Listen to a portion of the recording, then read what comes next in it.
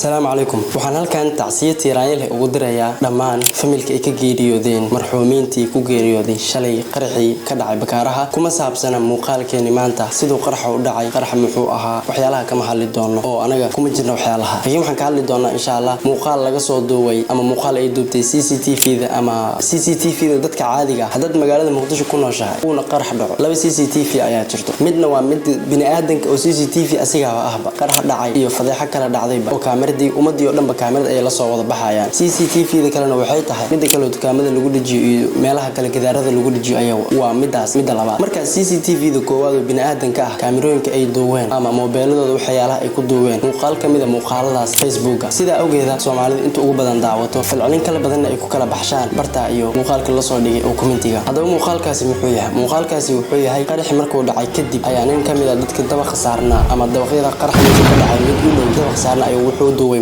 muuqaalkaasi oo ah dadkii qarxa saameeyay dadkii ku dhaawacmay dadkii ku baaba'ay meeshii yaala ayuu mid kamid ah muuqaalka duubay marka ma eedeyn ma wadno dhaleecayn ma wadno laakiin muuqaalka markii aan daawaday ayaa dadkii intooda ugu badan waxay ka soo falceliyeen oday ku jiray meesha qarxa ku dhaawacmay oo qarxi wax ku waxyeeloobay adarkaas doo idaawanay waxaan leeyahay ay hob ina nooshahay hadda nooshahay ilaahay caafimaad taam ha ku siiyo kulay dhaawacaaga marka uu fududaa waxaan rajaynaynaa nooshahay odayga marka inta ugu badan Soomaalidu way hadal haysay way soo jiidatay oo wuxuu ahaa qarx markuu dhacay kadib wuxuu kamid ah dadka ku waxyeeloobay qarxii meesha ka dhacay wuxuu dabcan kursiga uu fadhiyay ayuu ugu imaaday qarxii wuxuu ahaa dadka firarkii waxyeeleeyay kadib markii qarxa uu dhacay ma iswaalin meel ma uusan aadin waa oday qadarta aaminsan wuxuu ku dhacay Soomaalidu waxay dhahdaa wuxuu kugu dhacay kun sano ayuu kaawen yahay qarxii markii uu booskiisa ugu imaaday oo kursiga uu fadhiyay ku dhaawacay oo kursiga ka riday inta ugu badan dadka way cararayeen sida dabcan sida ii muuqato odayga waxa wax ka gaareen lug ama qaybtan dambe iskuma metelin qaybta ay wax ka gaareen lugta inaysan go'nayn baa rajeynaa dhaawac fudud buu ahaa xitaa dadka ordayay qaarkood wuu ka sii ordbadi wuu ordi karay laakiin wuxuu ahaa oday wax fahansan markii loo fiiriyo dadka kale oo aad meeshu u shahaadanayay oo ordayay qarx markuu dhacay yabaalay oo cararay oo meel walba galay oo iswaalay uu ka